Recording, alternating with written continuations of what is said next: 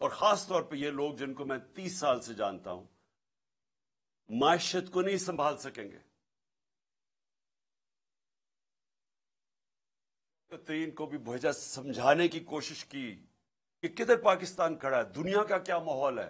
Ukraine کی جنگ شروع ہو چکی تھی, کموڈٹی سپر سائیکل قیمتیں. میں تب کہا کہ آپ کوئی بھی, اور خاص طور پہ یہ لوگ جن کو میں 30 سال سے جانتا ہوں معیشت کو نہیں سنبھال سکیں گے. اور شوکت ترین کو بھی بھیجا سمجھانے کی کوشش کی کہ کدھر پاکستان کھڑا ہے, دنیا کا کیا ماحول ہے. یوکرین کی جنگ شروع ہو چکی تھی, کموڈٹی سپر سائیکل قیمتیں اوپر چلی گئی تھی دنیا میں. تو جو ہمارے لیے مشکلات تھیں وہ مشکلات بڑھنی تھی جیسے ہی ایک حکومت کو ہٹاتے اور سیاسی استحکام ختم ہوتا. تو میں نے اپنی پوری کوشش کی, اپنی گورنمنٹ بھی میں نے ڈیزالو کر دی.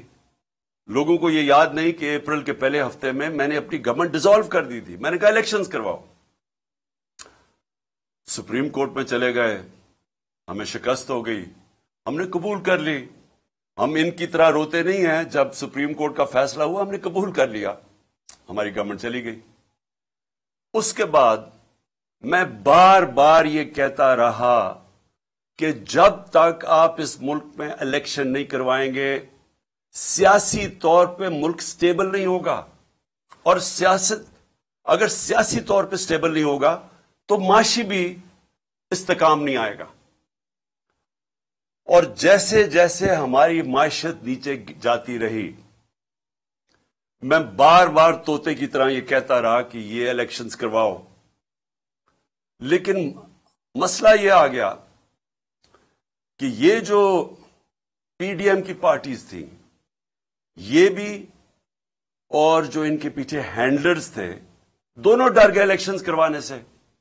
اور وہ الیکشنز اس لیے نہیں کروا رہے تھے کہ جیسے جیسے عوام کھڑی ہوتی گئی تحریک انصاف کے ساتھ, اس گورنمنٹ کے ساتھ, یعنی کبھی بھی پاکستان کی تاریخ میں ایک گورنمنٹ گرائی گئی ہو کبھی عوام اس کے لیے نہیں نکلی.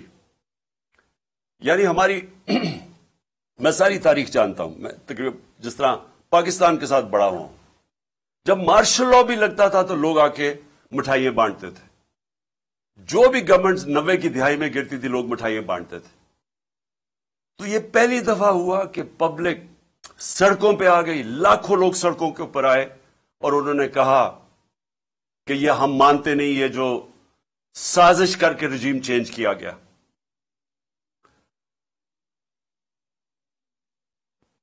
بدقسمتی سے بجائے میری بات سننے کے لیے, کیونکہ میں تو وہ کہہ رہا تھا جو پاکستان کی بہتری تھی, بجائے میری بات سننے کے ہمارے کارکنوں کے اوپر جو سختی کی گئی. میں جنرل مشرف کے مارشل لاء کے اندر اپوزیشن میں تھا, مجھے جنرل مشرف کے مارشل لاء میں جیل میں گیا. میں آج آپ سب کے سامنے کہتا ہوں کہ کبھی میں نے اس ملک کی تاریخ میں اس طرح کی سختی نہیں دیکھی جو انہوں نے ہمارے پہ کی. کارکنوں کو جیلوں میں ڈالا. 25 مئی کو میں بار بار کہتا ہوں جو ظلم کیا انہوں نے, لوگوں کے گھر 3 بجے لوگوں کے گھروں میں گھس کے نہ چادر نہ چار دیواری لوگوں کو اٹھا کے لے گئے. کبھی ایسے نہیں ہوا پاکستان میں. ہمارے خلاف 3 لانگ مارچز ہوئی, کتنی ایف آئی آر کاٹی اور کس کو کون سا پولیس ایکشن لیا, کتنی ٹیئر گیسنگ ہوئی. لیکن 25 مئی کو جو انہوں نے ہمارے سے کیا اور اس کے بعد مسلسل کرتے رہے, ایف آئی آرز کے اوپر ایف آئی آرز کاٹتے گئے میرے کارکنوں پہ, لوگوں کو جیلوں میں ڈالا, پھر وہ نکلے, پھر کچہریوں میں چکر لگائے, ہراساں کیا گیا. میرے اوپر اب تک 74 ایف آئی آر کٹ چکی ہیں. کتنی دفعہ میں کچہریوں میں پھرا ہوا ہوں اور بیلیں کرواتا پھرا ہوں, صرف اور صرف ہمیں دبانے کے لیے کہ ہم شاید ڈر جائیں گے, ہم گھبرا جائیں گے, ہم دل برداشتہ ہو جائیں گے. صحافیوں سے جو کیا گیا کبھی پاکستان میں اس طرح, اور صحافیوں سے کن سے کیا گیا؟ وہ صحافی جن کی اس معاشرے کے اندر ایک پہچان تھی, کریڈیبلٹی تھی, محب وطن تھے, ان صحافیوں سے جو انہوں نے کیا.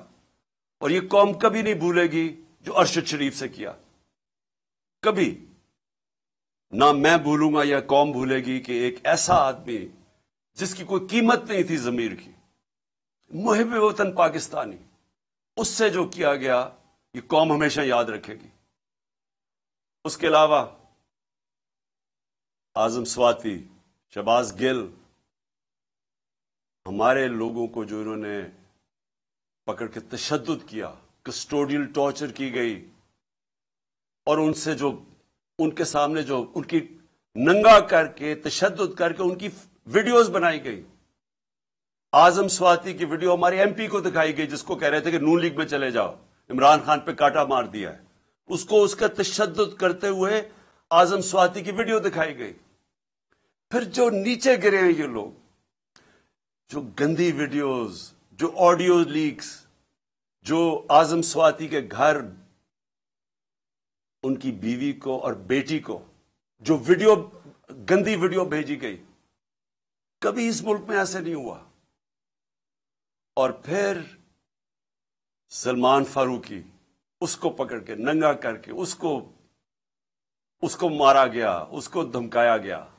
سوشل میڈیا کے بچوں سے چونکہ 17-18 سال کے بچے پکڑ کے انہوں نے اٹھا کے لے گیا، ان کو مار دھاڑ کے ڈرا دھمکا کے گھر واپس بھیجا گیا۔ ایسے کبھی نہیں ہوا پاکستان میں۔ تو کوشش یہ کی گئی کہ ظلم اور خوف پھیلا کے، تو یہ جو ایک تحریک انصاف کے ساتھ قوم جڑ گئی تھی، کسی طرح تحریک انصاف کو ختم کیا جائے۔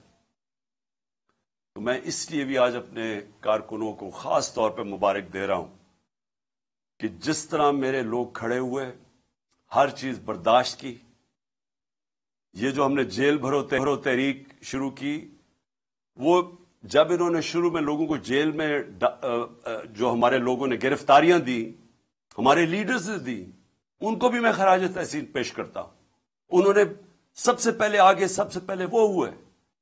تو تحریک بڑھتی جا رہی تھی، جس طرح تحریک بڑھ رہی تھی، گجرانوالہ، سرگودا، سائبال، اور زیادہ لوگوں نے گرفتاریاں دے رہی ہیں۔ پنڈی لوگ سامنے آ گئے، پشاور میں اتنی پبلک نکلائی، وہ پولیس گرفتاری نہ ان کو کرے، بڑھتی جا رہی تھی۔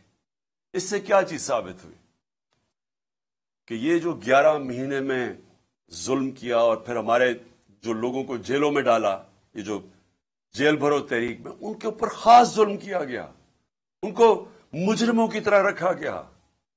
جو میں ابھی کہانیاں سن رہا ہوں اپنے لوگوں سے، اپنے لیڈر سے، اپنے کارکنوں سے، خاص طور پہ ان کو، یعنی جس طرح کوئی فیصلہ کر کے کہ جناب یہ ہمارے کوئی دشمن ہے، وہ کیا گیا ان سے۔ کوئی پولیٹیکل پریزنر سے یہ حرکتیں نہیں کرتی جو انہوں نے جیلوں میں کی۔ میرے اوپر قاتلانہ حملہ ہوا۔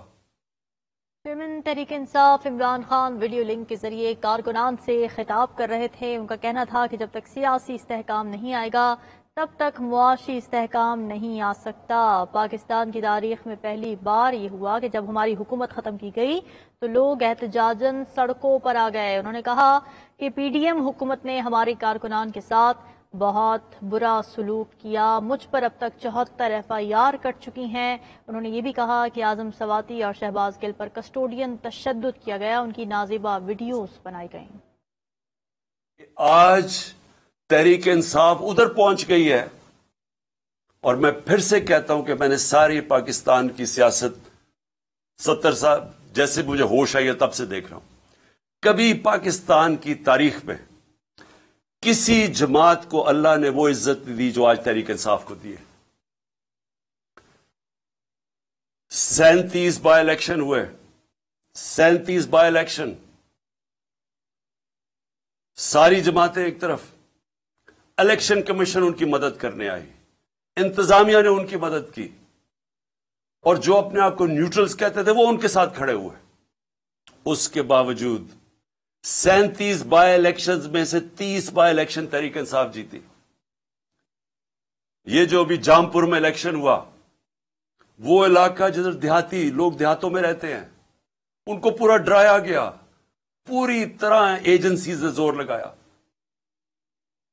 پوری طرح انہوں نے، انتظامیہ نے خوف کی فضا بنائی، ڈرایا دھمکایا۔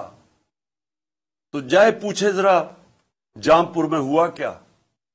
ساری پارٹیز کے ووٹ ان سے اکیلی محسن لغاری تحریک انصاف کے کینڈیڈیٹ کی زیادہ ووٹس تھی. جو جنرل الیکشن میں ووٹ پڑی اس سے بھی زیادہ پڑ گئی. اس سے اور زیادہ خوف زدہ تھے اور انہوں نے پوری کوشش کی کہ کسی طرح جو آئین کے اندر 90 دن کا الیکشن کا لکھا ہوا ہے کہ جیسے ہی پروونشل اسمبلیز ڈیزالو ہونی تھی تو 90 دن کے اندر الیکشن ہونا تھا. گورنرز ان کے انہوں نے نہیں الیکشن کی ڈیٹ دی. الیکشن کمیشن اس نے نہیں ڈیٹ دی. آخر میں سپریم کورٹ نے پھر اس کے اوپر ایکشن لیا اور آج ساری قوم سپریم کورٹ کا شکر گزار ہے کہ آپ نے اس ملک کے آئین کی حفاظت کی اور آپ نے ملک کو الیکشن کی طرف لگایا جو ایک ہی طریقہ ہے. اگر پاکستان کو اس دلدل سے نکالنا ہے ایک ہی طریقہ ہے الیکشنز، جو میں پھر سے 11 مہینے سے لگا ہوں کہہ رہے ہیں کہ اس کے علاوہ جو بھی آپ کچھ کریں گے مزید دلدل میں پھنستا جائے گا ہمارا ملک. اور آج حالات کیا ہے؟ آج اگر پاکستان کے آپ حالات دیکھیں تو دشمن بھی ملک سے وہ نہ کرے جو ان ساری جماعتوں نے مل کے کیا. صرف ان کا مقصد تھا کہ ان کو جو کرپشن کے کیسز تھے ان کے اوپر وہ معاف کروانے تھے. آتے ساتھ ہی اپنے کرپشن کے کیسز معاف کروا لیے. 1100 ارب روپیہ 1100 ارب روپے کے کرپشن کے کیسز معاف کروا لیے. میں پھر سے آپ کو بتاؤں کہ ہمارے 3.5 سال میں 480 ارب روپیہ نیب نے ریکور کیا تھا. پاکستان کی تاریخ میں سب سے زیادہ پیسہ نیب نے ہمارے دور میں ریکور کیا تھا. 480 ارب روپیہ. 1100 ارب روپیہ اور ریکور ہونا تھا. انہوں نے اسمبلی میں آئے اور صرف پہلے آتے ساتھ ہی کام کیا. اس کی نیب کے قانون چینج کیا، امینڈ کیا، نیب کو ختم کیا. صرف اب نیب کا کام رہ گیا کہ انتقامی کاروائی اپوزیشن پہ کرے. اور نیب اب کوئی وہ جو پیسہ، جو اتنا پیسہ اس ملک کا چوری ہو واپس آنا تھا، وہ انہوں نے ہضم کر لیا. لیکن انہوں نے جو ملک کے ساتھ کیا ہے، اور اسی لیے یہ سب الیکشن سے ڈر رہے ہیں. پاکستان کی تاریخ کی سب سے زیادہ مہنگائی، یاد رکھیں انہوں نے 2 دفعہ مہنگائی مارچ ہمارے خلاف کی تھی. آج پاکستان کی تاریخ کی سب سے زیادہ مہنگائی ہے. جو ہم چھوڑ کے گئے تھے پچھلی اپریل میں، اس کے مقابلے میں جو آج انہوں نے جو پاکستان سے کیا ہے، میں پھر سے کہتا ہوں یہ کوئی دشمن بھی نہیں کر سکتا تھا اس ملک کے ساتھ. سب سے زیادہ پہلے میں مہنگائی کے اوپر میں اس لیے یاد کرانا چاہتا ہوں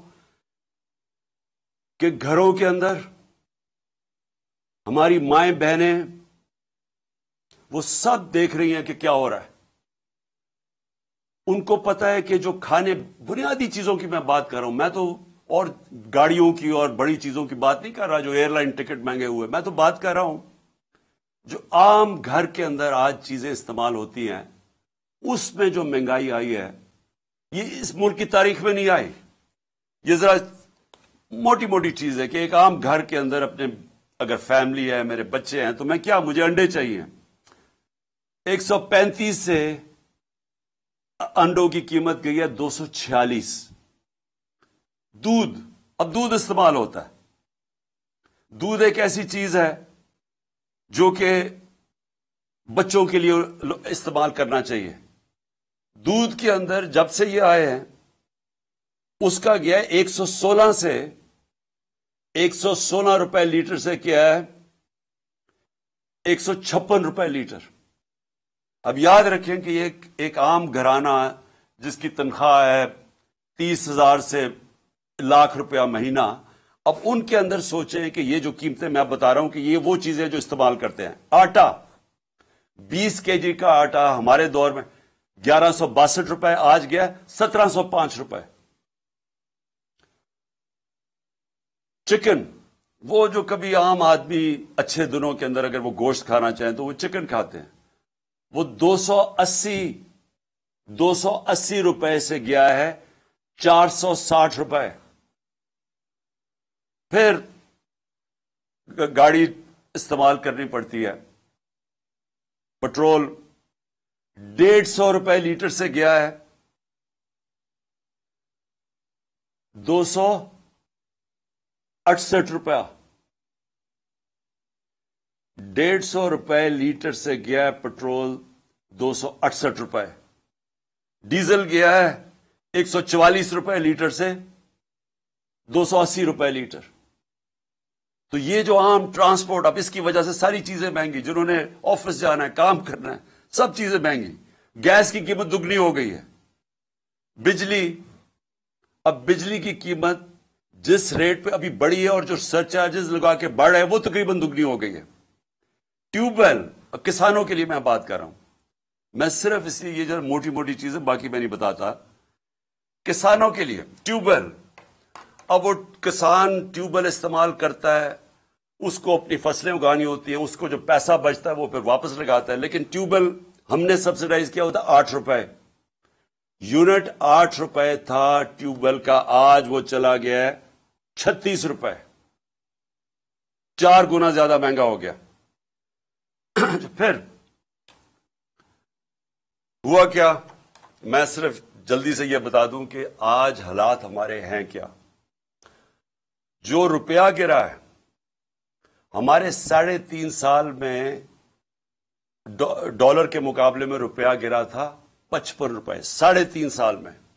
یہ یاد رکھیں کہ ان 3.5 سال میں عالمی مہنگائی تھی، کرونا کی وجہ سے سپلائی لائنز افیکٹ ہوئی تھی، اس کی وجہ سے ساری دنیا میں مہنگائی تھی، جس کو کموڈیٹی سپر سائیکل کہتے ہیں. بجلی مہنگی، سب چیزیں مہنگی ہوگی، تیل مہنگا ہو گیا. اس وقت ہمارے وقت کے اندر اس مہنگائی کے باوجود جو پاکستان تھا اس کے مقابلے میں آج دیکھیں کہ مہنگائی آج کدھر گئی. اس پاکستان کے اندر جو ہماری اکانومی گرو کر رہی تھی 6% پہ، آج وہ 0 پہ چلی گئی ہے. اور جو لوگوں کو خوف آ رہا ہے کہ جس طرح ملک میں سے پیسہ باہر جا رہا ہے، جس طرح انڈسٹری بند ہو رہی ہے، جس طرح کسان متاثر ہو رہا ہے، خوف اب یہ ہے کہ یہ جب 0 پہ جب پہنچ جائے گی گروتھ ریٹ، اس کا مطلب بے روزگاری اور بڑھ جائے گی. اور بے روزگاری ایک طرف بڑھے گی، دوسری طرف مہنگائی بڑھ رہی ہے. اور آگے مایوسی ہے کہ 8 لاکھ پاکستانی پروفیشنلز ملک چھوڑ کے باہر چلے گئے. یہ ہے مایوسی کا عالم اس دور میں. دو اور چیزیں میں آپ کو بتا دوں کہ اس دور میں کوئی بڑا مسئلہ نہیں آیا. ہمارے دور میں کرونا آیا، جو صدی میں ایک دفعہ اتنا بڑا ایک عذاب آتا ہے. صدی میں ایک دفعہ اس طرح کا ایک سانیہ ہوتا ہے جو ساری دنیا میں، کرونا نے دنیا میں جو امپیکٹ کیا. ہمارے دور میں اس کے باوجود ہمارا ملک بھی آگے جا رہا تھا، ہماری معیشت بھی 6% پہ بڑھ رہی تھی. 17 سالوں کے بعد اس طرح اوپر جا رہا تھا. انڈسٹری وہ ریکارڈ پرفارم کر رہی تھی، وہ آگے بڑھ رہی تھی. ہمارا جو زرعی پیداوار تھی وہ 4.5% پہ تھی، وہ کوئی 17 سال کے بعد اوپر ملک جا رہا تھا. تو جب ملک اوپر بھی جا رہا تھا، روزگار 50 لاکھ نئی نوکریاں ملی ہمارے دور میں. تو اس مشکل حالات کے اندر، کرونا کے باوجود، کموڈیٹی سپر سائیکل کے باوجود، ہم جب وہ ملک کو سنبھال رہے تھے تو ان کے کون سی قیامت آئی کہ آج پاکستان ادھر آگے کھڑا ہو گیا. آج جو سب سے بڑا مسئلہ ہے کہ آج اگر جس طرح ہم جا رہے ہیں، ابھی مزید اور مہنگائی آنے والی ہے. ابھی یہ جو روپیہ گرا ہے، حال ہی میں جو روپیہ ابھی اور گرا ہے، اس کا بھی اور امپیکٹ پڑے گا. اور بھی تیل اور پٹرول اور مہنگے ہونے لگے، اور یہ مزید اور ہم دل میں دھستے جائیں گے. اس کا حل کیا ہے؟ میں آج اصل میں کیونکہ یہ الیکشن ہماری کیمپین شروع ہونے لگی ہے، تو میں پہلے اب آپ کو بتاتا ہوں کہ راستہ کیا ہے اس میں سے نکلنے کا. قوم آج یہ پوچھ رہی ہے کہ اگر تحریک انصاف آتی ہے تو ہم کیا کریں گے، ہم کیسے قوم کو اس مشکل وقت سے نکالیں گے؟ سب سے پہلے جب تک اس ملک کے اندر ایک گورنمنٹ نہیں آتی جو ایک پبلک مینڈیٹ لے کے آئے، جو پبلک کی ووٹ سے آئے، جو پبلک جس پہ اعتماد کرے، پہلا تو اگر ملک کو اب اس دلدل سے نکالنا ہے، پہلے تو وہ گورنمنٹ چاہیے جس کے ساتھ پاکستان کی قوم کھڑی ہو، اور وہ صرف الیکشن سے آ سکتی ہے۔ میں یہ امید رکھ رہا تھا کہ جب 2 صوبوں کے اندر الیکشن اب سپریم کورٹ نے کہہ دیا اور وہ ہوں گے انشاءاللہ 30 اپریل کو، تو میں امید یہ رکھ رہا تھا کہ اتنی ان میں عقل آ جائے گی کہ بجائے 60% پاکستان میں الیکشن ہو، جنرل الیکشن کر دیں۔ اس سے ملک میں، کیونکہ جنرل الیکشن ہوگا تو ملک کے اندر استحکام آئے گا، کیونکہ جو بھی ہم کریں گے جب تک ایک گورنمنٹ، ایک پاکستان کے اندر نیشنل الیکشنز ہو کے ایک گورنمنٹ نہیں آتی تو سیاسی استحکام نہیں آنے لگا، اور وہ سیاسی استحکام الیکشنز میں آئے گا اور اس کے بعد معاشی استحکام آئے گا۔ تو پہلا قدم تو یہ ہے کہ الیکشنز کروا کے ایک گورنمنٹ آئے پبلک کا مینڈیٹ لے کے، جو 5 سال کے لیے آئے، اور اس کے ساتھ اس کو عوام اس کے اوپر اعتماد رکھے کہ یہ مسئلے حل کرے گی۔ پھر یہ پہلا قدم ہے اس دلدل سے نکلنے کا، کیونکہ اس سے کیا ہوگا، اس سے ایک عوام کے اندر اعتماد آ جائے گا کہ اب یہ گورنمنٹ 5 سال کے لیے آ گئی۔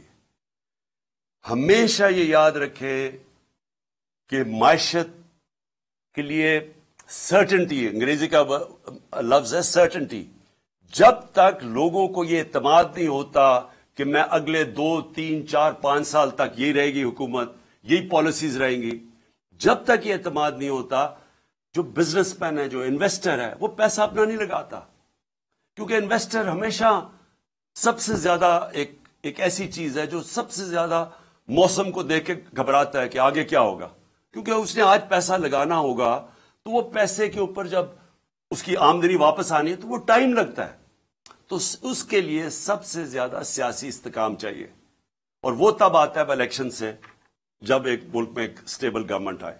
تو پہلا قدم تو یہ ہے کہ اس وقت پاکستان کے لیے نمبر 1 چیز یہ ہے کہ ہم پولیٹیکل سٹیبلٹی لے کے آئیں، تو اس کے لیے الیکشنز کی ضرورت ہے۔ دوسری چیز، اب میں آپ کو بتا رہا ہوں کہ ہم نے اس میں سے نکلنا کیسے ہے۔ یہ جو جدھر ہم پہنچ گئے ہیں، جدھر یہ امپورٹڈ حکومت نے اس ملک کو آج پہنچا دیا، اپنے تو پیسے انہوں نے سارے کرپشن معاف کروا لی ہے، لیکن اب آگے تو ان کے پاس کوئی راستہ رہا ہی نہیں ہے۔ یہ تو جو بھی جب سے آئے ہیں جو باتیں کہتے رہے ہیں، وہ ملک تو مزید اور نیچے جاتا رہا۔ بڑا شور مچایا تھا کہ 200 سے میں نیچے لے کے جاؤں گا ڈالر کو، تو ڈالر تو آج جس طرح حالات نظر آ رہے ہیں وہ تو 300 پہ پہنچنے لگا، اور اس کے جو اثرات، پھر سے میں کہہ دوں کہ جب ڈالر، جو عام لوگوں کے میں بتا رہا ہوں کہ جب ڈالر 300 کا پہنچ جائے، یا بھی جو 280 کا پہنچ گیا تقریباً، تو اس کا مطلب سب سے بڑی چیز تیل مہنگا، تیل کا مطلب ڈیزل اور پٹرول مہنگا، پھر بجلی مہنگی، تو یہ تو پھر جو چیز آپ باہر سے لے کے آتے ہیں وہ سب چیزیں مہنگی، اور اس سے پھر ٹرانسپورٹ مہنگی، تو وہ ساری مہنگائی شروع ہوتی ہے جب آپ کا روپیہ گرتا ہے، باہر سے جو آپ چیزیں امپورٹ کرتے ہیں وہ ساری مہنگی ہو جاتی ہیں، اور جو سب سے بڑا امپیکٹ پڑتا ہے اس کا، وہ گھروں کے اوپر تب پڑتا ہے کہ جب بجلی، پٹرول، گیس سب مہنگے۔ دوسری چیز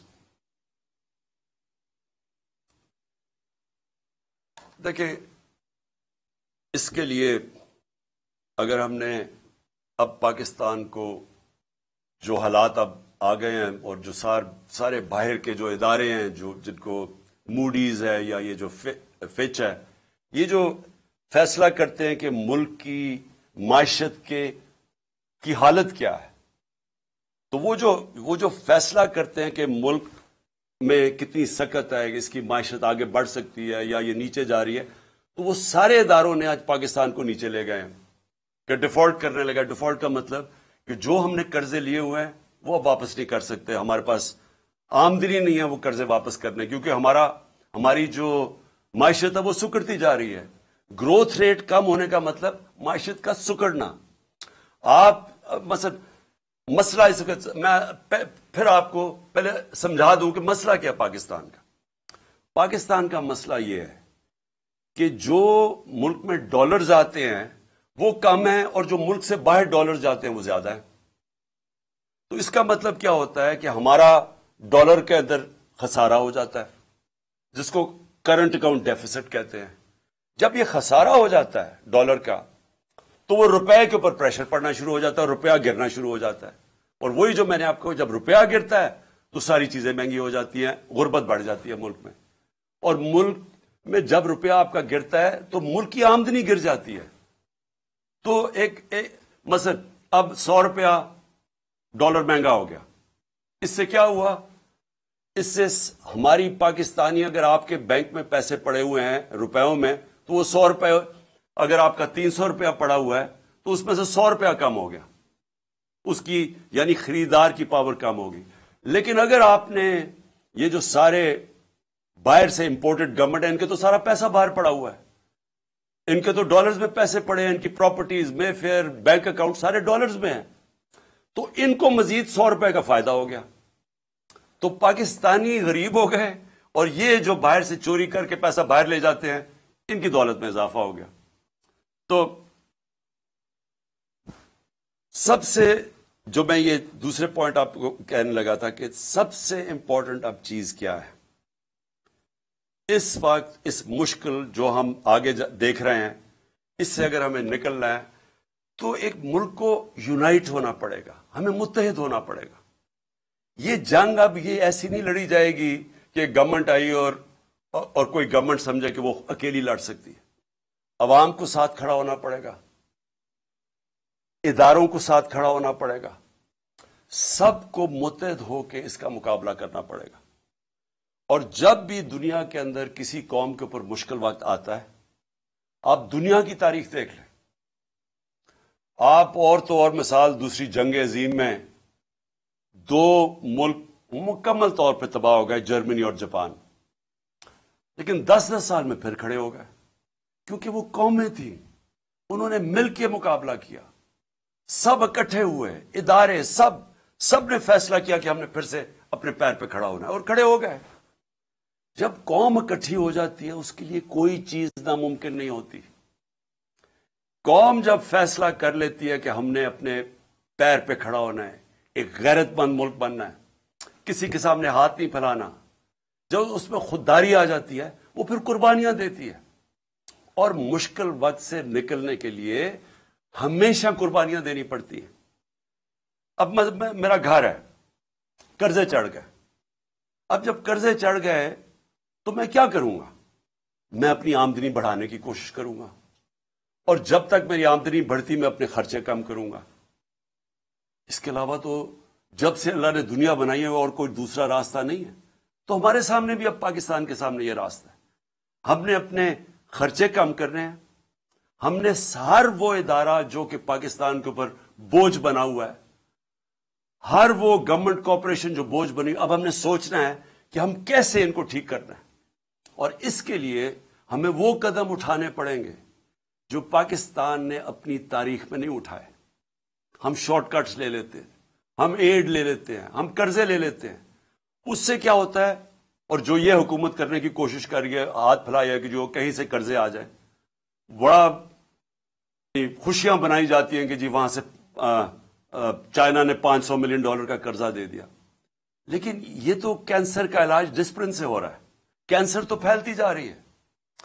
کینسر کا جب تک کینسر کاٹ کے نکالی نہیں جائے گی، اب یہ ملک کا علاج ہو نہیں سکتا قرضوں سے.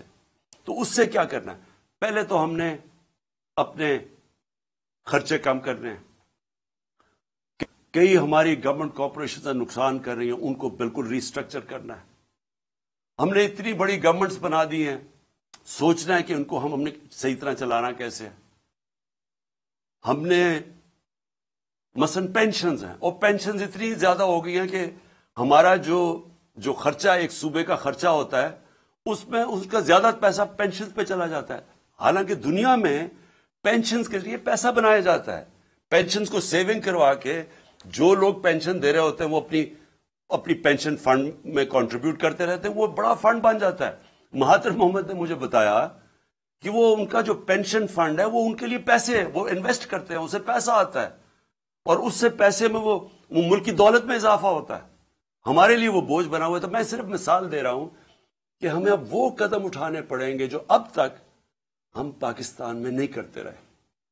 ریولوشنری چینجز کرنے پڑیں گے اور اس میں سب کو اکٹھا ہونا پڑے گا.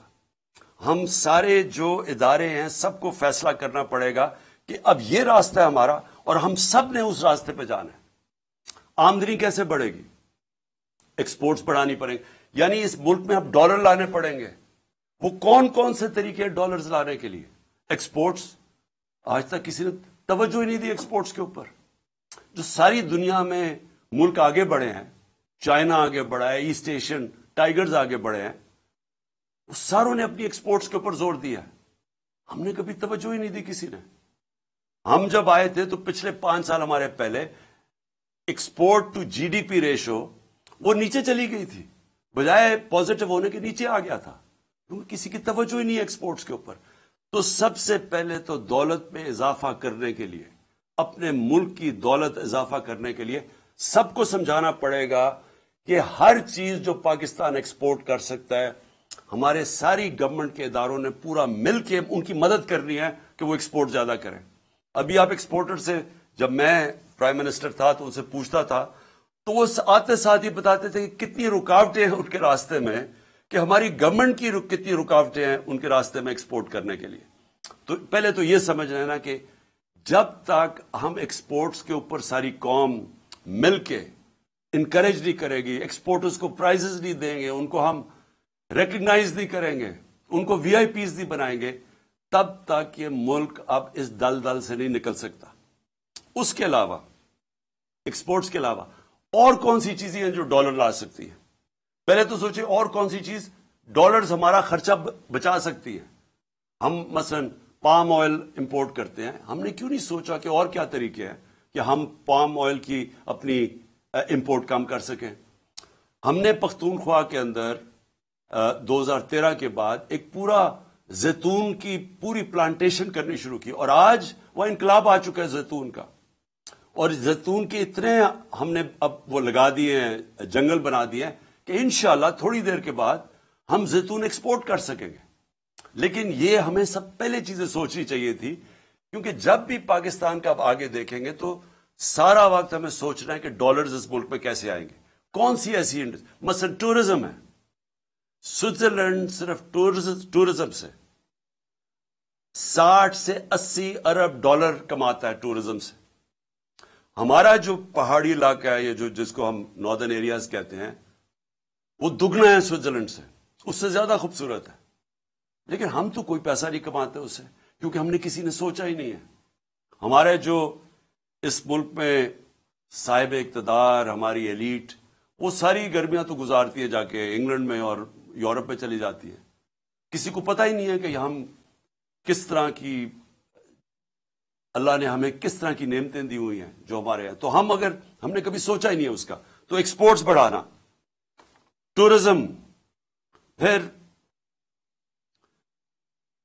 جس طرح میں نے کہا پام آئل, زیتون, ہر چیز وہ جو ہم باہر سے امپورٹ کرتے ہیں پاکستان میں ہر کچھ ہم اگوا سکتے ہیں.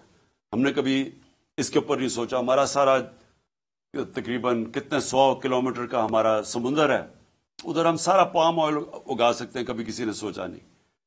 پھر ہم کیسے, جو اصل اب چیلنج ہے میں آپ کو سنوں کہ انویسٹمنٹ لے کے آنی ہے پاکستان میں, ہم کیسے انویسٹمنٹ لا سکتے ہیں. میں آپ کو, ہندوستان 6-6.5 گنا بڑا پاکستان سے ہے. پچھلے سال پاکستان میں جو انویسٹمنٹ آئی ہے 2022 میں ڈالر, ہندوستان میں کتنی انویسٹمنٹ آئی ہے؟ 75 ارب ڈالر. ہم جب تک ایک ملک میں انویسٹمنٹ ہی لے کے آئیں گے, ہماری دولت کے اندر پھر بھی اضافہ نہیں ہوگا, کیونکہ انویسٹمنٹ جب ڈالرز میں آئے گی, ہمارا جو ریزروز ہے ڈالر کے بڑھیں گے. ہمیں یہ مسئلہ نہیں آئے گا جو آج آیا ہوا ہے کہ ہمارے ریزروز ہی ختم ہو گئے، ڈالر ختم ہو گئے، روپیہ گر رہا ہے، مہنگائی بڑھ رہی ہے. کوئی پاکستان میں آج سرمایہ کاری کرنے کے لیے کیوں نہیں تیار؟ کیونکہ وہ ڈالر ہی خرید لے، اس کو ضرورت کیا جب روپیہ گر رہا ہے. باہر سے بھی کسی کو اعتماد نہیں ہے. تو تب جب انویسٹمنٹ جب تک پاکستان میں ہم نہیں لے کے آئیں گے، صحیح معنی میں ہماری دولت میں اضافہ نہیں ہوگا. ہم نے ٹیکنالوجی زونز بنائے، ہم نے ایکسپورٹ زونز بنائے، ہم نے خاص طور پہ یہ بنائے اس لیے کہ جو باہر سے ہمارے ملک میں انویسٹ کرنا چاہتا ہے، ادھر ہم نے ان کے لیے کنسیشنز دی، ہم نے ٹیکس بریکس دیے تاکہ وہ آئیں اور یہاں انویسٹ کریں. بدقسمتی سے جو ہمارا سب سے ہمسایہ چائنا، وہ 2 سال بند ہو گیا کرونا کے اندر. جب کرونا آیا تو چائنا کے اندر تقریباً آنا جانا مشکل ہو گیا، ان کے کوارنٹین کے اتنے مشکل لاز تھے. تو وہ ہم نے وہ 2 سال مس کر دیے. لیکن فیوچر کے اندر ٹیکنالوجی زونز اور ایکسپورٹ زونز جو ہم نے مختص کیے ہوئے علاقے، ان کے اندر جس طرح چائنا جب آگے بڑھا تھا تو اس نے انوائٹ کی تھی انڈسٹری جو ان کی ایکسپورٹ زونز کے اندر آ کے انہوں نے پھر ایکسپورٹ شروع کی، اور اسی طرح چائنا کی یہ 30-35 سال پہلے انہوں نے کی اور آج کہاں سے کہاں پہنچ گیا. تو ایکسپورٹ زونز ہیں، ٹیکنالوجی زونز، اور ٹیکنالوجی کی اب ذرا میں ٹیکنالوجی یہ دیکھیں، آئی ٹی ایکسپورٹس. ہم نے ان کی پہلی دفعہ آئی ٹی کی مدد کی، جو آئی ٹی کی کمپنیز تھی ہم نے ان کو انسینٹیوز دیے. تو ہماری 75% ایکسپورٹس بڑی آئی ٹی کی، اور بدقسمتی سے آ کے اس حکومت نے وہ ختم کر دیے جو انسینٹیوز دیے ہوئے تھے. ہندوستان کی آئی ٹی کی صرف ایکسپورٹس $150 ارب ہے جو وہ آئی ٹی ایکسپورٹس کرتی ہے. تو ہمارے پاس ایک ینگ پاپولیشن ہے، نوجوان آبادی ہے. ہمارے پاس بڑے آرام سے اگر ہندوستان کر سکتا ہے، ہم کم از کم $20-30 ارب تو ایکسپورٹ کر سکتے ہیں. کبھی کسی نے توجہ نہیں دی، تو اس کے اوپر ہم زور لگا رہے ہیں، اور ہم نے آخری 2 سال کوشش بھی کی. لیکن یہ جو میں انویسٹمنٹ کی پہلے بات کر رہا ہوں، دیکھیں یہ کیسے انویسٹمنٹ آئے گی پاکستان میں. ہمیں ایک ماحول بنانا پڑے گا. وہ ماحول کیسے بنے گا؟ ہمیں اس ملک میں رول آف لا قائم کرنا پڑے گا. اگر اب پاکستان نے آگے بڑھنا ہے تو یہ جو میں انصاف کی تحریک 26 سال پہلے چلائی تھی، یہ آپ سمجھ جائیں کہ جس ملک کے اندر انصاف ہے، قانون کی حکمرانی ہے، وہ ملک ترقی کر جاتے ہیں، وہ خوشحال ہے. جن ملکوں کے اندر جنگل کا قانون ہے، بنانا ریپبلکس ہیں، جس کی لاٹھی اس کی بھینس ہے، وہ جتنے مرضی آپ وسائل ان ملکوں میں قائم رکھ دیں، وہ ملک آگے نہیں بڑھ سکتے. میں یہ بار بار آپ کے سامنے یہ کہتا رہا ہوں کہ جو مدینہ کی ریاست میرے نبی صلی اللہ علیہ وسلم نے بنائی تھی، اس کی بنیاد عدل اور انصاف تھا. اللہ اس لیے حکم کرتا ہے کہ ان کے سنت پہ چلو، سیکھو کہ انہوں نے وہ دنیا کے سب سے عظیم لیڈر تھے، انہوں نے وہ کام کیا جو دنیا میں کسی انسان نے نہیں کر سکا. انہوں نے اس ملک کو کہاں سے، اب مدینہ کو دنیا کی امامت کی، وہاں سے اٹھ کے ان لوگوں جن کی حیثیت کوئی نہیں تھی. تو سب سے پہلے مدینہ میں عدل اور انصاف قائم کیا. آج اب دنیا اٹھا کے دیکھ لیں، جن ممالک کے اندر رول آف لا ہے وہ خوشحال ہے، اور جن ممالک کے اندر جس طرح ہمارے آج حالات ہیں کہ NRO مل جاتا ہے. کیوں نہیں جی؟ کس یورپین ملک میں کبھی سنا ہے NRO کسی کو ملتا ہوا؟ کبھی امریکہ میں سنا ہے، سوئٹزرلینڈ میں سنا ہے؟ کبھی سنا ہے کہ آپ چوری کریں، ملک کی دولت چوری کریں اور آپ کہیں جی میں قانون سے اوپر ہوں؟ اس کو جنگل کا قانون کہتے ہیں. کبھی سنا ہے؟ اپنے پاکستانی آپ کے باہر ہیں، 1 کروڑ پاکستانی باہر بیٹھا ہوا ہے. کبھی ان سے پوچھیں کہ یورپ، انگلینڈ، امریکہ، ناروے، آسٹریلیا، کبھی قبضہ گروپ کا نام سنا ہے؟ کبھی کوئی طاقتور کمزور کی زمین پہ قبضہ کر سکتا ہے؟ کیونکہ انصاف ہے وہاں. کیوں آپ کے لوگ یہاں سے پوری ہر قسم کی کوشش کرتے ہیں باہر جانے کے لیے؟ ابھی مجھے افسوس ہوا، ہماری ایک ہاکی پلیئر تھی، ترکی سے جاتے ہوئے اٹلی، وہ ان کی کشتی ڈوب گئی، اس میں پتہ نہیں کتنے 26 پاکستانی بھی ڈوب گئے، اور وہ ہماری ہاکی پلیئر بھی ڈوب گئی. تو کیوں سوچا کہ کیوں اتنے لوگ چانس لیتے ہیں؟ ہر روز آپ پڑھتے ہیں کہ وہ کشتیوں میں جانے کی کوشش کر رہے ہیں یورپ میں اور وہاں راستے میں ڈوب جاتے ہیں. کیوں جاتے ہیں؟ وہاں پیسے تو کوئی بانٹ نہیں رہا. ان ملکوں کے اندر انصاف ہے. انصاف کا مطلب کیا ہے کہ میں اگر محنت کروں گا مجھے محنت کا پھل ملے گا. وہ ایسے ملک ہیں جب آپ، جس کو آج ایک لفظ استعمال کیا جاتا ہے level playing field. Level playing field تب آتی ہے جس ملک کے اندر رول آف لا ہوتا ہے، انصاف ہوتا ہے. جب ایک ملک کے اندر انصاف ہوتا ہے لوگوں کو تحفظ ملتا ہے. ان کے جس کو فنڈامنٹل رائٹس کہتے ہیں، بنیادی حقوق کو ان کے ملک کا قانون حفاظت کرتا ہے ان کی. جب مجھے پروٹیکشن ملتی ہے تبھی میں آزاد ہوتا ہوں.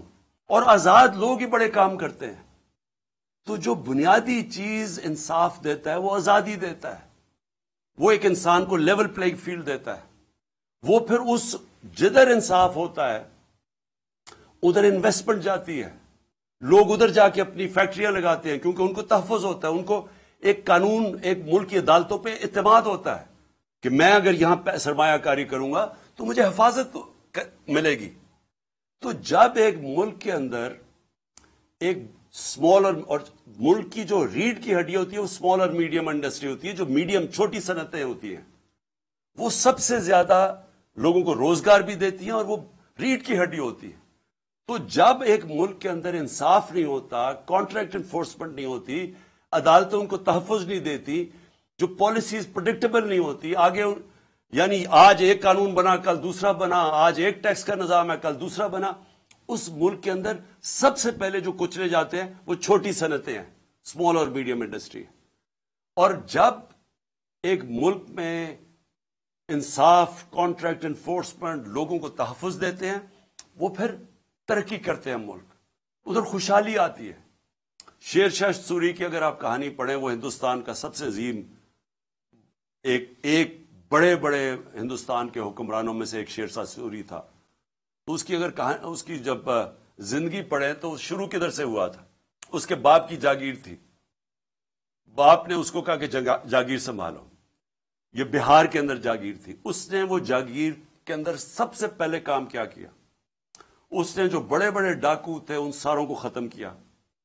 اس نے اپنے جاگیر کے اندر قانون کی حکمرانی قائم کر کے لوگوں کو تحفظ دیا. جو سارے ارد گرد کی جاگیروں کے جو صنعت کار تھے، جو سرمایہ کار تھے، وہ سارے اس کی جاگیر میں آ گئے. انہوں نے وہاں جا کے پیسہ لگانا شروع کر دیا. وہ سب سے خوشحال ہو گئی. ادھر سے شیر شاہ سوری کا نام اوپر آیا. تو آج بھی اگر آپ سوئٹزرلینڈ چلے جائیں، یورپ چلے جائیں، جو میں نے دیکھا ہے وہاں پیسے نہیں لوگ بانٹ رہے. ہمارے لوگ اس لیے جاتے ہیں کہ وہاں کا نظام ایسا ہے کہ جو محنت کرے گا اس کو فائدہ ہوتا ہے. اور وہاں کوئی تنگ نہیں کرتا، کوئی قبضے نہیں کرتا، کوئی طاقتور آ کے اس کو کوئی رشوت نہیں مانگتے ہر دوسرے دن لوگ. دبئی میں چلے جائیں، دبئی میں آپ پوچھیں ذرا پاکستانیوں سے کہ کس طرح، کیوں آپ پاکستان میں نہیں بزنس کرتے، کیوں دبئی چلے گئے ہیں، تو وہ پوچھیں، وہ آپ کو بتائیں گے کہ کوئی تنگ نہیں کرتا ان کو پتا ہے یہ ٹیکس ہے، اتنا دو، آرام سے محنت کرو، کام کرو، آپ کو فائدہ ہوگا. تو جو سب سے ضروری چیز پاکستان میں قانون کی حکمرانی قائم کرنا ہے، رول آف لا قائم کرنا ہے. یہ مجھے بڑے لوگوں نے میرے سے پوچھا کہ جی یہ آپ کیسے قائم کریں گے. یہ میں 26 سال سے کوشش کر رہا ہوں. میں نے لوگوں کو میرے سے جب بات کرتے ہیں کہ جی عمران صاحب دیکھیں آپ یہ اپوزیشن ہے، آپ ان سے بات کیوں نہیں کرتے، میں ان سب کو اب سے نہیں پہلے سے بھی کہہ رہا ہوں کہ پولیٹیشین سب سے بات چیت کرتا ہے. پولیٹیشینز کسی سے کٹی نہیں کرتا. پولیٹیشینز کا کام ہوتا ہے سب سے بات کر کے اپنے موقف کے ارد گرد لانا، یا ان کی بات سننا، اپنی سننا، اور پھر کوئی بیچ میں کوئی گراؤنڈ پہ پہنچنا. لیکن جو لوگ ملک کا پیسہ چوری کرتے ہیں آپ ان کے ساتھ کیسے سمجھوتا کر سکتے ہیں؟ مجھے اگر یہ بار بار، جب 3.5 سال میں گورنمنٹ میں تھا، مجھے بار بار کہتے رہے کہ جی ان کو آپ این آر او دے دیں. جنرل باجوہ نے کہا کہ ان کو این آر او دے دو. وہ جب میں ان سے بات کریں ہم نے فیٹف کا بل پاس کرنا ہے، وہ کہتے جی این آر او دے دو. میں این آر او نہیں دے سکتا کیونکہ میرا پیسہ انہوں نے نہیں چوری کیا، پیسہ عوام کا چوری کیا ہے. میں کون ہوتا ہوں کہ عوام کا پیسہ ان کو معاف کر دوں؟ اور جب آپ ان کو معاف کرتے ہیں تو باقی چوروں کو کیوں پکڑتے ہیں؟ پھر جیلوں میں بیچارے غریب لوگ کیوں پھنسائے ہوئے ہیں؟ میں سب سے بات کرنے کے لیے تیار ہوں، سب سے سمجھوتا کرنے کے لیے تیار ہوں، کیونکہ جو آگے پاکستان کے حالات ہیں، میں پھر سے کہہ رہا ہوں کہ ساری قوم کو مل کے ان کا مقابلہ کرنا پڑے گا۔ میرے اوپر قاتلانہ حملہ ہوا، مجھے پتہ ہے کس کس نے حملہ کیا، میرے اوپر حملہ ہوا، میں معاف کرنے کے لیے تیار ہوں ملک کی خاطر، کیونکہ ہمارے نبی صلی اللہ علیہ وسلم نے، جن کے ہم امتی ہیں، انہوں نے جب فتح مکہ ہوا تو انہوں نے جن لوگوں نے ان کے اوپر ظلم کیا تھا انہوں نے سب کو معاف کر دیا۔ نیلسن منڈیلا نے اسی سنت پہ چلتے ہوئے، کیونکہ وہ تو رحمت العالمین ہے نا، وہ تو سب انسانوں کے لیے ایک رحمت بن کے آئے تھے، تو نیلسن منڈیلا نے جب 27 جیل میں گزارے، جب وہ باہر نکلا تو اس نے سب کو معاف کر دیا جنہوں نے اس کے اوپر ظلم کیا تھا، اور اس نے یہ کہا کہ ٹروتھ اینڈ ریکنسیلیشن، بس یہ سچ بول دو کہ آپ نے یہ ظلم کیا ہے تو ہم آپ کو معاف کر دیتے ہیں۔ ساؤتھ افریقہ کو بچا گیا، وہاں خون خرابہ ہونا تھا۔ آج بھی پاکستان جدھر کھڑا ہے اس وقت ملک کو اکٹھا ہونا ہے، تو میرے لیے، میں اپنی اگر ذات کے لیے پالیٹکس کر رہا ہوتا تو میں بھی کہاں جی اس کو میں نہیں چھوڑوں گا تو اس سے میں بدلہ لوں گا تو فلانے سے لوں گا۔ یہ میری ذات کی بات نہیں ہے، یہ ملک کی بات ہے، اور ملک آج ادھر کھڑا ہے۔ پاکستان کی تاریخ میں اتنا برا وقت پاکستانیوں پہ نہیں آیا۔ اس وقت جو اندازہ UNDP اندازہ لگا رہی ہے کہ 1 کروڑ لوگ غربت کی لکیر سے نیچے چلے جائیں گے، ایک اندازے کے مطابق 50 لاکھ لوگ ان کو وہ بھوکے رہ جائیں گے، جو آج کل حالات ہے۔ تو ہم سب کی ذمہ داری ہے کہ اپنے ملک کے لوگوں کی جو اس وقت مشکل حالات میں ہیں، جو مہنگائی میں وہ حالات ہیں جو کبھی پاکستان میں نہیں تھے، ہمیں ان کو سامنے رکھنا ہے، اپنی ذات کے اوپر نہیں آنا۔ ان کے لیے ہمیں ملک کو اکٹھا کرنا ہے۔ ہم نے آگے اس ملک کو پیر پہ کھڑا کرنا ہے تو شروع ادھر سے ہوگا جدھر ایک سارے ادارے مل کے اب فیصلہ کریں۔ عدلیہ، ہماری عدلیہ کا بہت بڑا رول ہے، جوڈیشل ریفارمز چاہیے، ہم اپنی عدلیہ کے اندر ریفارمز کریں تاکہ انویسٹر آئے۔ سب سے زیادہ پاکستان کا اثاثہ میرے پاکستانیوں یاد رکھیں اوورسیز پاکستانی ہیں۔ یہ جو آپ کے تقریباً 1 کروڑ پاکستانی باہر بیٹھا ہوا ہے، ان کا پیسہ ڈالروں میں کمایا جا رہا ہے۔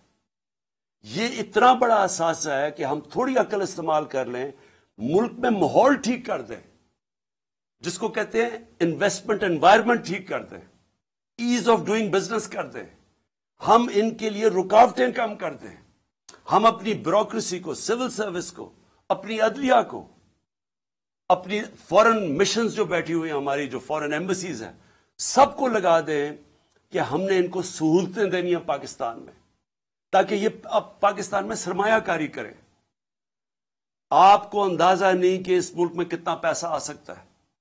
جو ہم تھوڑے تھوڑے ڈالرز کے لیے ذلیل ہو رہے ہیں دنیا میں، ایک دفعہ بیرون ملک پاکستانیوں کے لیے ہم ماحول بنا دیں، اس ملک میں اتنا پیسہ آ سکتا ہے، ڈالرز آ سکتے ہیں کہ ہمیں کبھی IMF کے پاس جانا نہ پڑے۔ آپ کو میں ابھی بلومبرگ، ایک وہ میگزین ہے بلومبرگ، اس میگزین کے اندر، کیونکہ دنیا کے اندر دنیا کے جو ملک ہیں ان کی معیشت کے اوپر وہ کامنٹ کرتی ہے، دبئی میں، ذرا یہ غور سے سنیں، دبئی میں 20,000 پاکستانی، 20,000 پاکستانیوں نے پراپرٹیز خریدی ہیں، 10.4 ارب ڈالر کی۔ ہم IMF کے پیچھے، ہمارا پروگرام تھا 6 ارب ڈالر کا، ہم نے 3 ارب ڈالر لیے تھے اپنے دور میں۔ ہم اس کے لیے اپنی آزادی بھی کھو بیٹھتے ہیں، اپنی عزت بھی کھو بیٹھتے ہیں۔ صرف 20,000، یاد رکھیں 1 کروڑ پاکستانی باہر ہے، 20,000 پاکستانیوں نے دبئی میں 10.4 ارب ڈالر کی پراپرٹی خریدی ہے. تو وہ پہلے تو پوچھیں وہ دبئی میں کیوں خرید رہے ہیں؟ اور وہ تو یہاں سے پیسہ باہر جا رہا ہے نا. ہمیں پتہ ہے کہ یہاں بڑے بڑے جو بدقسمتی سے یا طاقتور لوگ جو یہ پیسہ چوری کرتے ہیں وہ سارا باہر بھیج دیتے ہیں. یہ جو سارے مے فیئر کے فلیٹ اور یہ سارا یہاں کا چوری کیا ہوا پیسہ گیا ہوا ہے. تو میں تو صرف دبئی کی بات کر رہا ہوں, میں تو یورپ کی نہیں بات کر رہا, میں امریکہ کی نہیں بات کر رہا, میں انگلینڈ کی بات نہیں کر رہا, لندن میں کتنی پراپرٹیز ہے پاکستانیوں کی اس کی بات نہیں کر رہا, میں تو صرف دبئی کی بات کر رہا ہوں. سوچیں پاکستانیوں کا یہ تو ملک سے باہر پیسہ جا رہا ہے. یہ سوچ لیں کہ ان 1 کروڑ پاکستانیوں میں سے اگر 5 لاکھ پاکستانی فیصلہ کریں پاکستان میں سرمایہ کاری کرنے کا, میں آپ کو یقین دلاتا ہوں کہ پاکستان کے ڈالر کا مسئلہ حل ہو جائے گا. لیکن اس کے لیے رول آف لا, قانون کی حکمرانی, وہ ماحول بنانا پڑے گا جس میں ان کے لیے آسانیاں ہم پیدا کریں تاکہ وہ پیسہ اپنا لے کے آئیں. اور یہ دنیا میں جب ویتنام, یہ جو ملک آگے بڑھے ہیں, ان ساروں نے ماحول پیدا کیا جدھر سے باہر سے انویسٹمنٹ آئی. لیکن ان کے پاس ان کے لوگوں نے نہیں کی, انہوں نے تو چائنیز انویسٹمنٹ لے کے آئے ویتنام میں. ہمارے پاس تو یہ ہمارا اثاثہ بیٹھا ہوا ہے, ہم نے صرف ماحول ٹھیک کرنا ہے, ہم نے ان کے لیے آسانیاں پیدا کرنی ہیں, ہم نے اس ملک کے اندر انصاف قائم کرنا ہے. اور انصاف کا مطلب قانون کے سامنے سب ایک برابر. جب تک یہ نہیں ہوگا یہ ملک آگے نہیں بڑھ سکتا.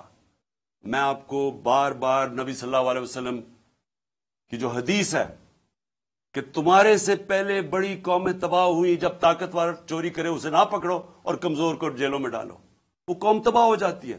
یہ ہماری تباہی کا سب سے بڑا مسئلہ آج یہ ہے کہ طاقتور چوری کر کے کہتا ہے این آر او دے دو, نہیں تو ہم تمہاری گورنمنٹ نہیں چلنے دیں گے, اور ہم صرف چھوٹے چوروں کو جیل میں ڈالتے ہیں, ملک تباہ ہو جاتا ہے. تو سب جو ان ساری چیزوں کو ایک اگر پوائنٹ سب سے زیادہ وہ ہے قانون کی حکمرانی, رول آف لا. تو آخر میں اور اس میں اور میں بتا دوں, ہم ٹیکس ریفارمز کر رہے تھے, ہم ایف بی آر کو ٹھیک کر رہے تھے, ٹیکنالوجی لے کے آ رہے تھے, ہم نے ٹریک اینڈ ٹریس سسٹم بنا دیا تھا, ہم نے آرٹیفیشل انٹیلیجنس کے ذریعے ہم نے 35 ملین ٹیکس پیئرز کو آئیڈینٹیفائی کیا تھا جو مزید جو ٹیکس نہیں دے رہے تھے لیکن ان کے پاس وسائل تھے. تو ہم نے آرٹیفیشل انٹیلیجنس کے ذریعے ان کو آئیڈینٹیفائی کیا تو, اور آہستہ آہستہ ہمارے پاس تو ابھی صرف 25 لاکھ ٹیکس پیئر والے لوگ ہیں. 22 کروڑ میں صرف 25 لاکھ لوگ ٹیکس دیتے ہیں. تو ہم نے یہ جو تقریباً 3.5 کروڑ لوگوں کو آئیڈینٹیفائی کیا تھا, اگر ہم ان کو ٹیکس میں لے آئیں تو ہماری آمدنی میں اور اضافہ ہو جائے گا, ہماری انویسٹمنٹ آ جائے, ڈالرز آ جائیں گے, ہماری ایکسپورٹس آہستہ آہستہ جو ہم بڑھا رہے تھے اور ان کو انسینٹیوائز کریں اس میں ڈالرز میں اضافہ ہو جائے گا. تو آخر میں اور پھر مدنیات, ہم نے کبھی اس کے اوپر زور ہی نہیں دیا. ایک تو بڑا غلط کیا کہ سارے صوبوں کے اندر منرلز کی جو ڈپارٹمنٹ ہے وہ ادھر ڈال دی, ان کے پاس کیپیسٹی نہیں ہے.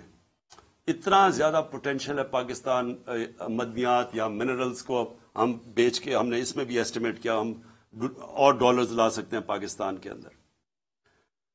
تو آخر میں انشاءاللہ اگلے ہفتے میں اپنا پہلا جلسہ کر رہا ہوں اور میں آغاز کر رہا ہوں اپنی الیکشن کیمپین کا. میں اپنی ساری خیبر پختونخوا اور پنجاب میں سارے اپنی پارٹی کو کہنا چاہوں گا تیاری کر لیں. میں انشاءاللہ اگلے ہفتے 10 دن زیادہ سے زیادہ 2 ہفتے تک ٹکٹ سارے بانٹ دوں گا. میں اب خود ٹکٹس کا میں آپ کو یہ بتا دوں کہ اس باری میں خود ٹکٹس دے رہا ہوں. ٹکٹس میں اس لیے خود دے رہا ہوں کہ مجھے آخری دفعہ پتہ چلا پچھلی باری کہ ہمارے ٹکٹس کئی بکے ہیں, ہمارے غلط کینڈیڈیٹس کو پیسے لے کے بنایا گیا. تو اس لیے میں اب کسی پہ نہیں چھوڑ رہا, سارے میں خود تفتیش کر رہا ہوں, میں خود بیٹھ کے ٹکٹس دوں گا, خود میں انٹرویو کر رہا ہوں لوگوں کو اور آہستہ آہستہ بلاؤں گا لوگوں کو انٹرویوز کے لیے. لیکن اگلے ہفتے 2 ہفتے تک انشاءاللہ میں ٹکٹس تقریباً سارے دے چکا ہوں گا. جن جن لوگوں کو ٹکٹس نہیں ملیں گے، میں آپ کو یہ کہنا چاہتا ہوں کہ اس کے بعد پنجاب میں ہم نے سیدھا بلدیاتی الیکشن کروا دینا، تو انشاءاللہ ہم ان کو وہاں اکوموڈیٹ کر لیں گے۔ اور دوسری چیز کہ اس باری میں پارٹی ڈسپلن کے اوپر سختی سے کہنا چاہتا ہوں کہ اب تک تو جو ہمارے تحریک انصاف اگر ایک کو ٹکٹ نہیں ملتا تو وہ انڈیپینڈنٹ کھڑا ہو جاتا ہے، اس باری ہم نے یہ نہیں کرنا، کیونکہ یہ پاکستان کی تاریخ کا سب سے اہم الیکشن ہے۔ اس کے لیے اگر جو پارٹی ڈسپلن توڑے گا فوری طور پہ ہم اس کو پارٹی سے نکال دیں گے۔ اور میں اس لیے کہہ رہا ہوں کیونکہ میں پوری اپنی دیانتداری سے کوشش کر رہا ہوں، اور میں آپ کو یہ کہتا ہوں کہ کسی قسم کی نہ میں نے سفارش آج تک سنی ہے، نہ مجھے کسی قسم کی کوئی لالچ کوئی دے سکتا ہے، تو میں اپنی پوری دیانتداری سے ٹکٹس دوں گا۔ اور میں پھر سے کہتا ہوں کہ اگر کوئی کسی نے پھر کھڑا ہو گیا تو ہم اس کو اس باری پارٹی سے نکال دیں گے۔ ہفتے کو پہلا میرا جلسہ ہے، اور مجھے یہ پتہ ہے کہ اس وقت ایک پلان بنا ہوا ہے۔ پھر سے آپ کو پہلے بھی میں نے بتایا تھا، جب میرے اوپر وزیر آباد میں اٹیک ہوا تو مجھے اس سے پہلے میں کہہ بیٹھا تھا کہ میرے اوپر حملہ ہوگا، اور اس باری پھر مجھے پتہ ہے کہ پلان بنایا ہوا ہے، اور مجھے یہ بھی پتہ ہے کہ کون لوگ ہیں جو اس کے پیچھے ہیں۔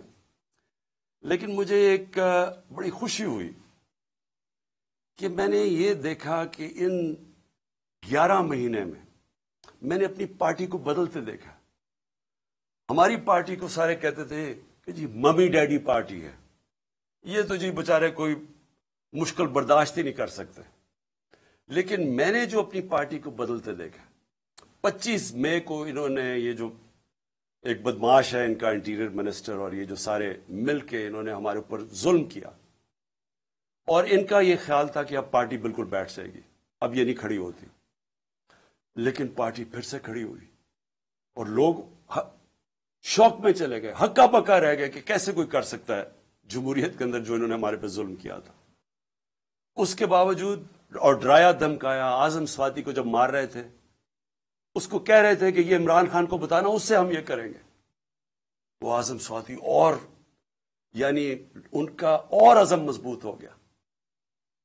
اور اس کے بعد ابھی جو ہمارے لوگ جیلوں میں گئے، میں ابھی جیلوں والے لوگوں سے بات کر رہا تھا جو واپس آئے، انہوں نے خاص طور پہ فیصلہ کیا کہ ان کو دبانا، ان کو سبق سکھاؤ۔ مجرموں سے زیادہ انہوں نے ہمارے اوپر سختی کی جیلوں کے اندر۔